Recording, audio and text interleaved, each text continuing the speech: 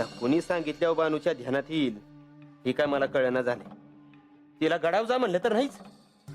अरे पण कुणी कशाला सांगायला हवं? हा तिचं तिला कळत नाही वय हिथं काय चाललंय ते. मग हो पण त्यांच्या मनात दुसरं काय बाय असेल म्हणून जात नसत्या त्या. होय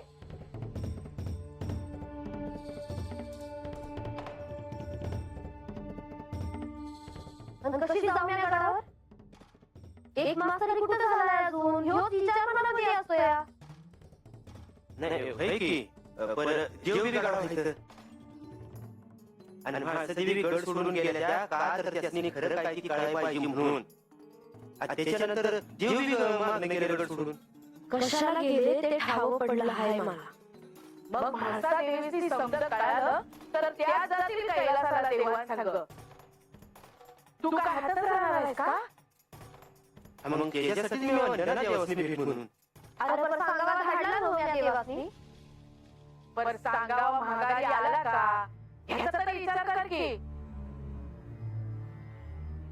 सांगावा माघारी आला नाही. मला सांग किती सांगावं धाडस तू देवासनी? हा आलं का ते? नाही आलं. ह्याचा विचार का नाही करत तू? आम्हाला काळजी वाटायला लागली मोर काय होईल ती. हो तुम्ही त्यासनी काय बाय सांगू नका. त्यांच्या मनात जे असेल त्या ते करतात ना गं. देवासनी भेटतात. पण एक मास व्हायला हवं का न गं? या एका मासामध्येच म्हाळसा देवीची समज कळालं तर काय करावं बानून? हे बानू, मला इच्छा असेल तर तू आधी देवासनी अगोदर भेटायला पाहिजे होतं. आणि त्यासनी विचारायला पाहिजे होतं का असं कशा पाहिजे झालं ती. तू मी बायको आहेस त्यांची. तुला मी त्यांनी काय बाय सांगायला हवं होतं का नाही? नाहीतर तूच आम्हासनी सांग का माझ्या मनाची तयारी झाली म्हणून. कसली? हे म्हाळसा देवी कैलासात देवासंग जाणार आणि तू हातात राहणार म्हणून. मग आम्ही काय बी बोलणार नाही. नाही मी असं नाही होऊ दे. अगं मग येळ कशा पाहिजे झाली होती आज? अरे मग मी काय करू? मला कळलं झालं मी काय करावं ते. माझ्या बी मनामध्ये आहे का देवासनी भेटावं पर म्हाळसा देवीसनी समज कळालं तर त्या काय करतील ह्याचाच नुसता विचार करत बसलीये. अगं तुझ्या ध्यानात कसं येत नाही का? का तो देवासनी भेटायच्या अगोदर म्हाळसा देवीसनी समन ठाव पडेल. कशा पायी असं बोलतोय असर? आणि मी काय नुसतं बघत राहू हातावर हात ठेवून? तू गडावर बी जाणार नाही मग काय करणार आहेस बानू?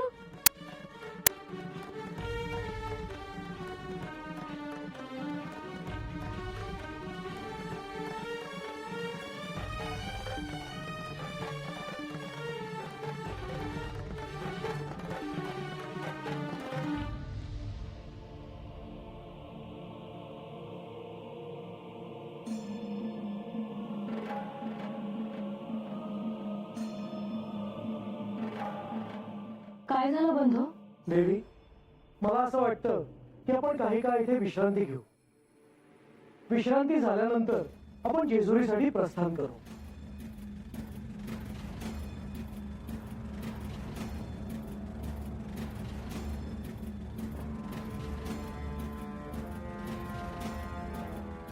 चालेल. सगळेच थकले असतील. बऱ्याच वेळापासून आपण प्रवास करतो आहोत. बंधू तुम्ही म्हणता आहात तसंच करूया. तळोबा, राघोबा, आपण इथे काही काळ विश्रांती घेऊ. त्यानंतर पुन्हा जेजुरीकडे प्रस्थान करू. जी प्रधानजी. सांगा तसं सगळ्यांना.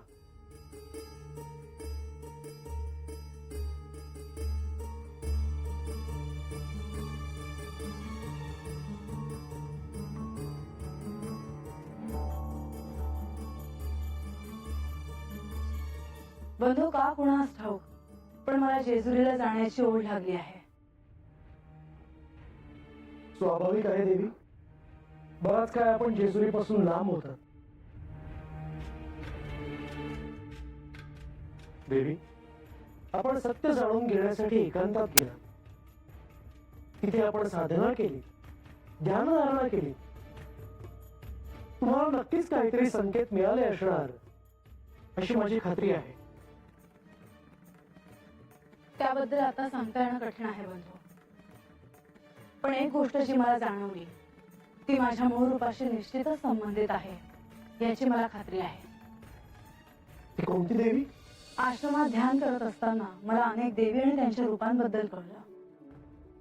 तेव्हा आता मला असं वाटतं आहे की त्या देवींमधले एक रूप माझे गतजन्मातले रूप असावे. देवी, आपण नक्की कोणत्या देवींबद्दल बोलत आहात?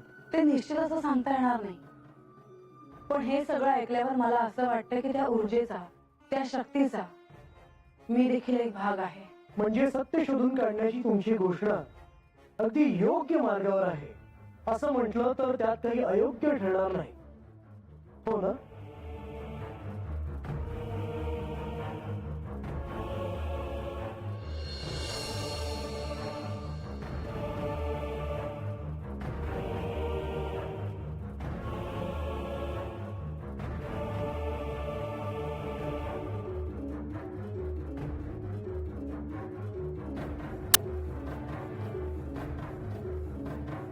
अय बानू, अगं सांग की आता काय करणार आहेस?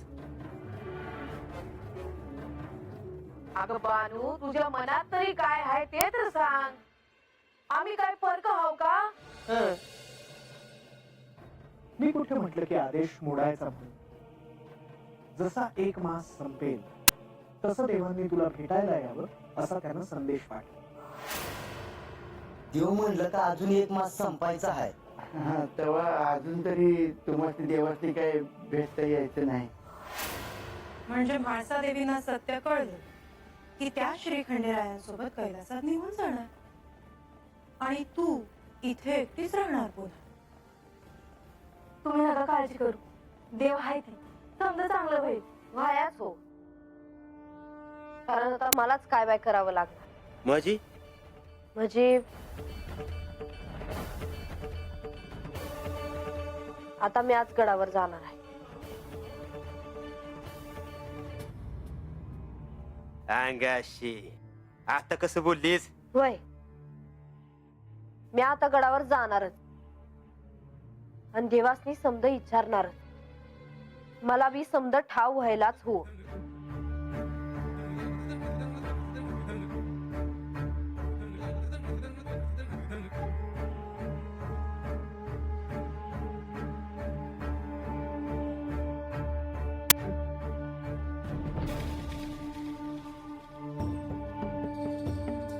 बाणाई, ती अशा एकट्या कुठे निघाल्या असतील?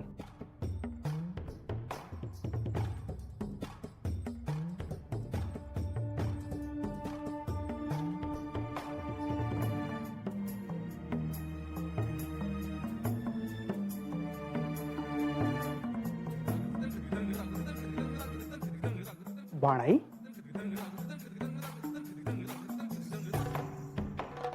तुम्ही अनहत होय. मी तुम्हाला ह्या दिशेने जाताना पाहिलं आणि आपण अशा एकट्या कुठे निघाल्या आहात असा प्रश्न मला पडला, म्हणून मी आपल्याला भेटायला आलो. क्षमा असावी बाणाई, परंतु मला न सांगण्यासारखं काही आहे का? नाही, तुम्हाला न सांगण्यासारखं असं काय बी नाही. सांगते की मी या गडावर चालले आहे देवासनी भेटाय. गडावर देवांना भेटायला? वय समजा ठाव पडला आहे मला. म्हाळसा ताईसनी समजा कळावं म्हणून देव त्यासनी काय काय सांगत असत्याल तर हे समजा मला ठाव पडायला नको. परंतु मला समजा ठाव पडला आहे म्हणूनच मी गडावर निघाले आहे देवासनी भेटाय. बाणाई, आपण असं काही करू नये अशी मी विनंती आपणास करतो. कशा पायी? म्हणजे श्री म्हाळसादेवींनी 1 मास पूर्ण होईपर्यंत खंडेराय आणि आपली भेट होऊ नये असं सांगितलं होतं. ठाव आहे मला, परंतु त्यांना हे कळलं तर अनर्थ होईल बाणाई. वय पण मला हे समजा ठाव झालं नाही तर मी कैलास मंदिर कशी जाणार? मला बी कैलास मंदिर जायचं आहे. मी समजू शकतो बाणाई, परंतु आपण असं काही करू नये अशी मी आपणास विनंती करतो. कारण ही गोष्ट जर श्री म्हाळसादेवींना कळली तर त्यांचा राग अनावर होईल. नाही, मी आता कुणाचं काय बी ऐकायचं नाही. मी या गडावर जाणार आणि माझ्या मनामध्ये जे आहे ते मी देवांसंग बोलणार. मी केवळ माझे कार्य केले. पुढे जशी आपली इच्छा.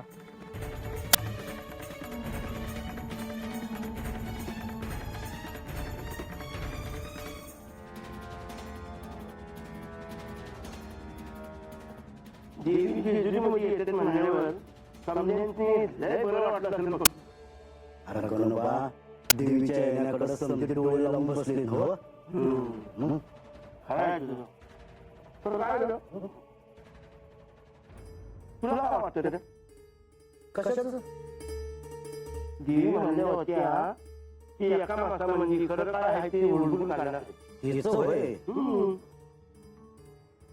त्याला ठाव झालं सर्व समजून काय आहे ते. अरे गणोबा, आता ते म्या कसं सांगणार? हा? जेव्हा देवी सांगत्याल तेव्हा समजायचं कळलं हो. ते बी आहेत म्हणा. देवी या सगळ्यांची निहारी झाली की आपण त्वरित जेजुरीकडे प्रस्थान करूया. हो बंधू, मला तुम्हाला काहीतरी विचारायचे आहे. देवी, आपण निश्चिंत असा. श्री खंडेराय आणि बाणाई यांची भेट नाही झाली.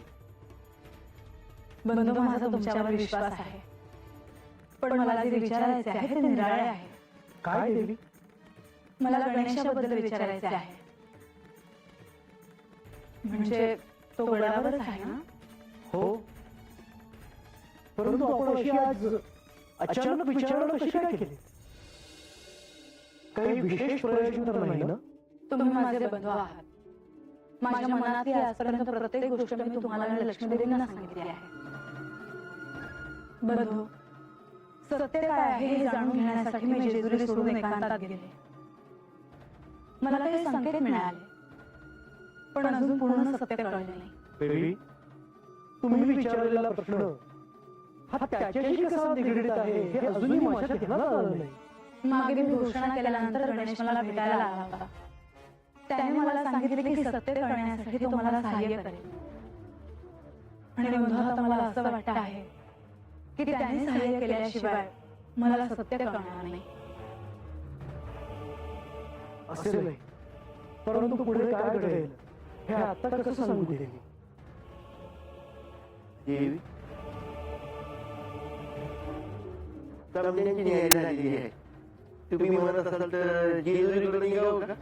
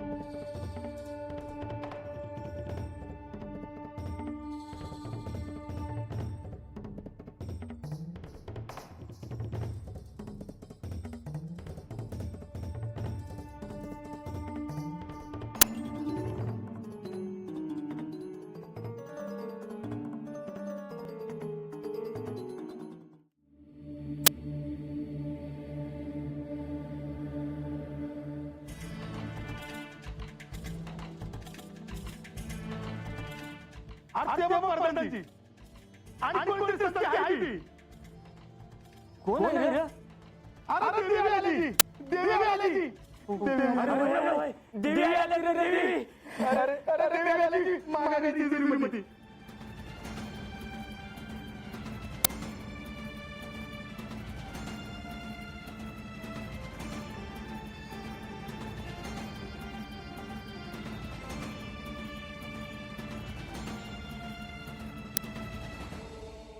हे काय करत आहात तुम्ही?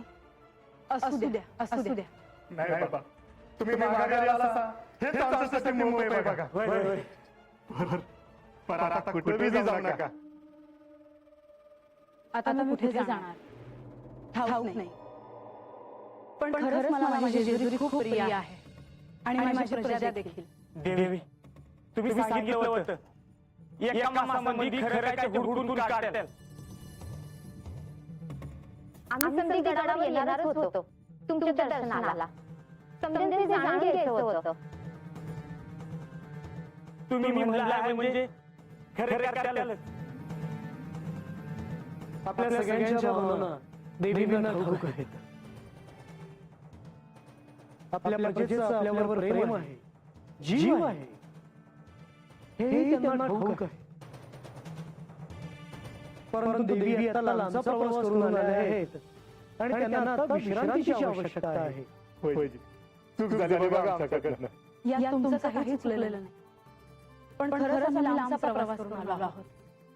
गडावर जाणं आवश्यक आहे.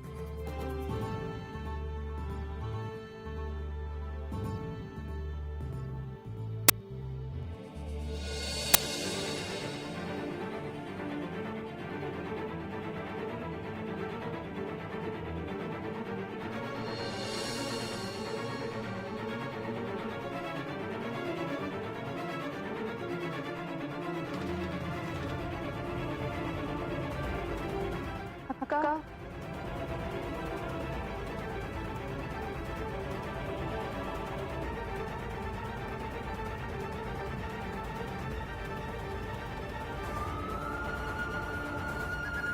माझ्या गडावरून गेल्यापासून सगळीकडे नुसती शांतता आहे. ती कधी परत येणार या विचाराने मी जास्त अस्वस्थ झाले आहे. अहो प्रधानजी स्वतः गेले तिला आणायला.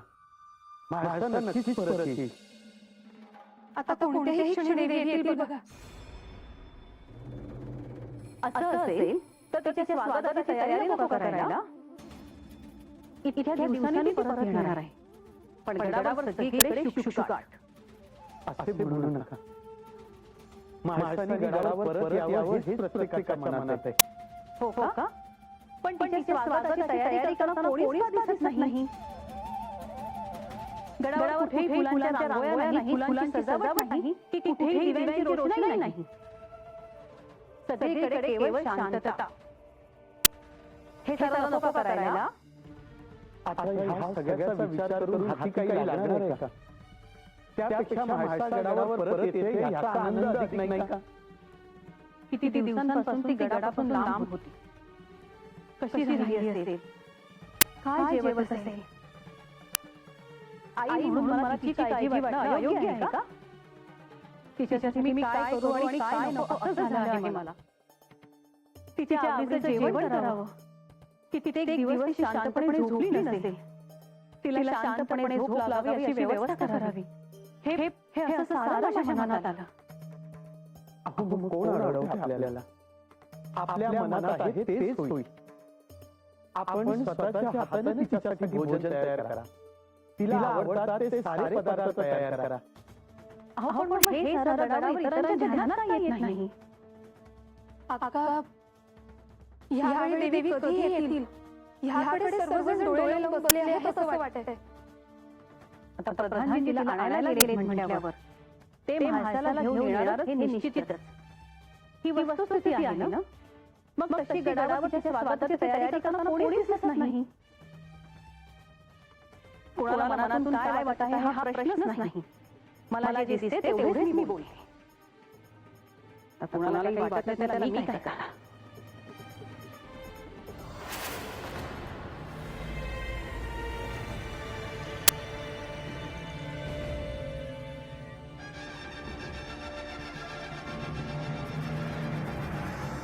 काय झालं देवी? बंधूंना गडावर कोणाच्या तरी आगमनाची चाहूल लागते आहे. असं वाटतं की गडावर कोणतरी आहे. कोणाच्या आगमनाची चाहूल देवी? बंधू लक्ष्मी देवी गडावर आल्या नाहीत ना? नाही. मी गडावरून निघेपर्यंत लक्ष्मी देवीचं आगमन झाले नव्हते. पण मला असं वाटतंय की त्या गडावर आल्या आहेत. माझं मन मला असं सांगतंय. श्री म्हाळसादेवींना असं का वाटत असावं? बऱ्याच दिवसांनी श्री म्हाळसादेवी गडावर आल्या आहेत. आता काही वाद नको व्हायला. असो, मला असं उगाच वाटत असेल. कदाचित तसं काही नसेलही. तसं नसावं अशी आपण आशा करूया.